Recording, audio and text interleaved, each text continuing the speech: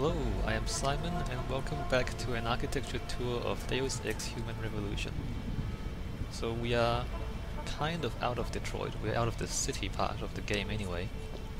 This is a Highland Park industrial facility and it has been transformed into an internment camp. So that's what it's meant to be. I'll just walk through it.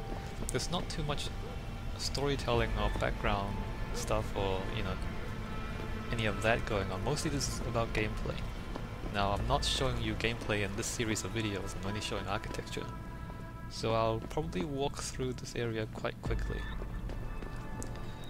As I said in the last video, game areas that are focused on gameplay usually don't make too much sense as as bits of cities. I mean, as a factory, as warehouses, or as an internment camp, there's all kind of strange bits here and there. But in terms of gameplay, because the area is designed with gameplay in mind, that makes more sense. I guess this is okay here. We have what we call it, a shipping area, I guess. There's the containers and more containers out there. And vaguely industrial things all around.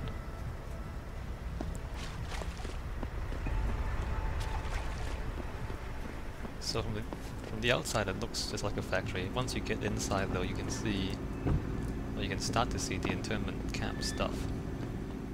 It's kind of creepy, these cages.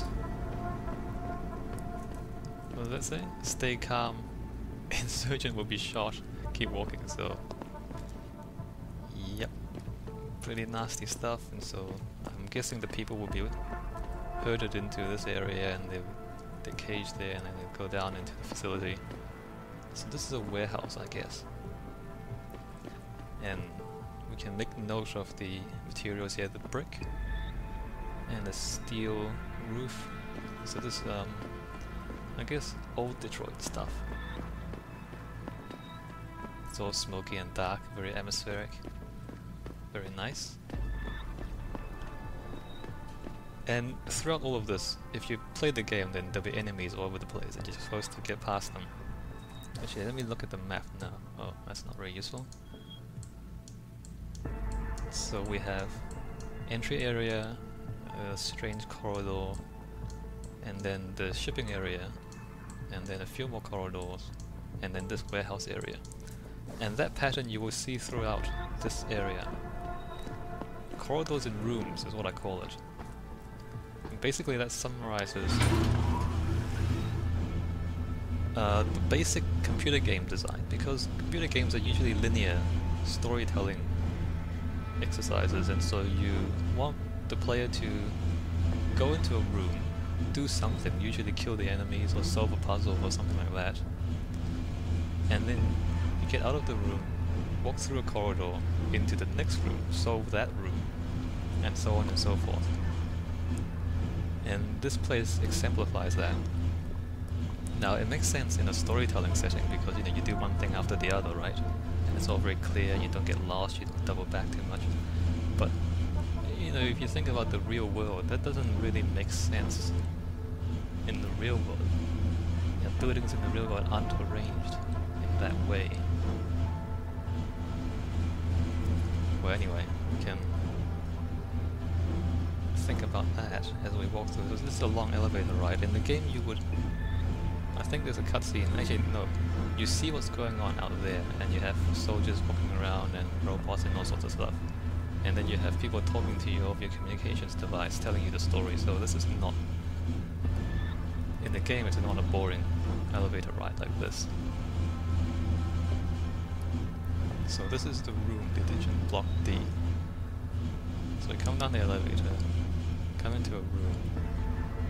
There'll be enemies all over this place.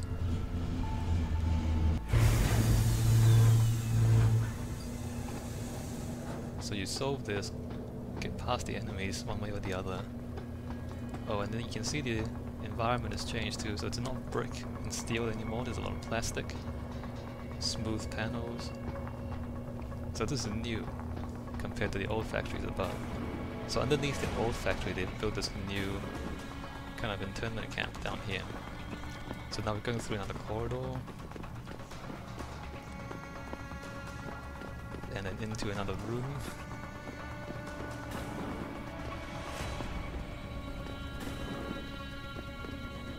And here we have, I guess, the holding cells, and what do we have here? Interrogation A1. I'm not sure if this makes a lot of sense as interrogation, because there seems to be a lot of places where any prisoners can just run around if they get loose. Anyway, the security seems a bit suspect. So, I mean, it's not too interesting, the environment. There's not much symbolism or anything like that, it's just fairly straightforward. And again, that's what I mean when I say there's not much storytelling going on, this is just gameplay. Actually, we go this way first. We have a cafeteria of sorts. We have lockers. We have like a lobby, I guess. This is the staff area, bathrooms. So it's got all the elements, but if we look at the map, so you can see it quite clearly. What I said before, you enter here, room, corridor, room, and if we look above, well, at least there's two corridors, depending on how you want to play through it. So the room itself is 2-story, and then there's 2 corridors leading to the next area, and the next area is also, 2 stories. And now we're here.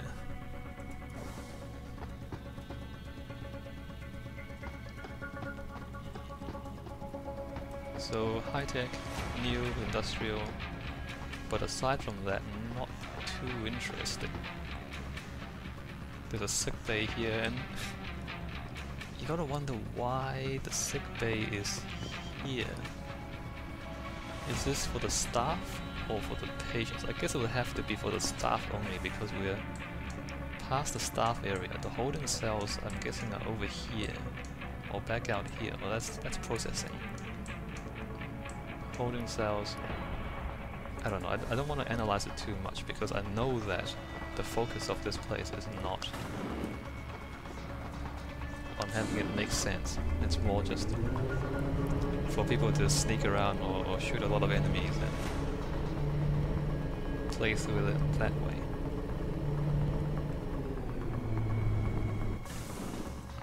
Then we get down here, storage area. The first time you come down here, the lights will turn on. It starts off as dark. You might want to make note of that. Box guard. So, at this point in the game, I don't think you would have seen any box guard yet, but it's interesting to know just how many box guards there are here.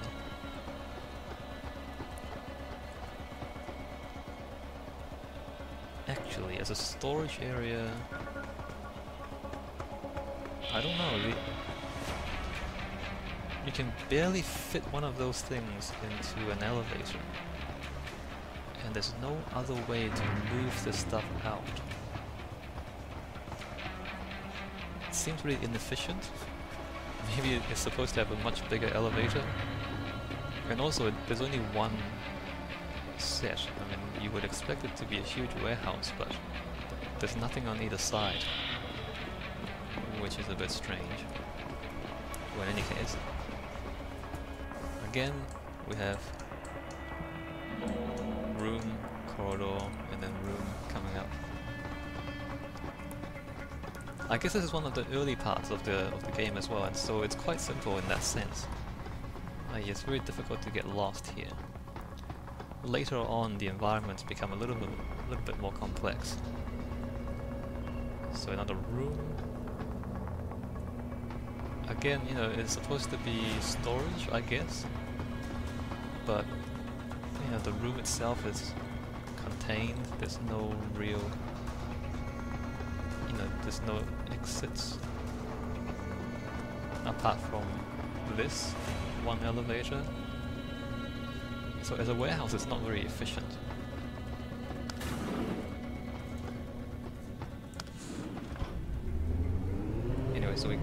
back through the elevator.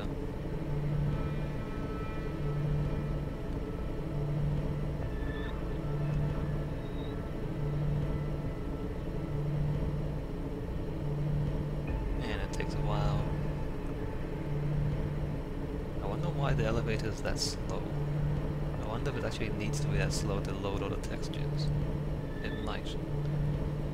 But anyway, this is basically the end of the Highland Park facility. We walk back out the door, and this is where we started. Right there. So, I guess that's it. I mean, I don't have that much else to say. And I don't want to show you too much detail because it is a gameplay element, and if I show you too much then it will spoil the puzzles, I guess. So that's a simple gameplay element. Architecturally not too interesting. Gameplay wise is pretty well designed. You might have noticed there's cover everywhere, and you know, each room is self-contained, and so once you've figured out how to get past one room, then you go through the corridors into the next room.